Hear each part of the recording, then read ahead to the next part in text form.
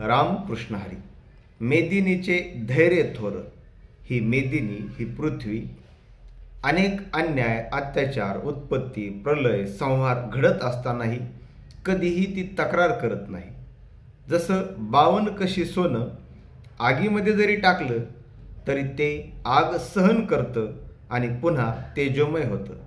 तसे गुरु हे निर्विकार असतात, विकाररहित असतात. त्यांच्याजवळ कुणीही गेला, मूर्ख अपवित्र जरी गेला, त्यांच्याजवळ ते समानच असतात. जसं साखर अंधारात खाल्ली काय आणि उजेडात खाल्ली काय त्याची गोडी सारखीच असते, तसेच हे गुरु असतात. गुरु सगळ्यांना समान असतात.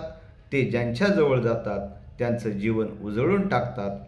हे सांगताना संत शेख मोहम्मद महाराज एका ओवीतून म्हणतात, निर्विकारपणे तो सद्गुरु, हृदयी निर्मळ दर्पणा कारू, अष्टही अंगे जैसी साखरू, गोडत्वपणे असे. आणि हे गुरु निर्मळ पवित्र असतात, साखरेसारखे गोड असतात. म्हणून भगवंताची भक्ती करताना आपण गुरुला शरण जावं. रामकृष्ण हरी.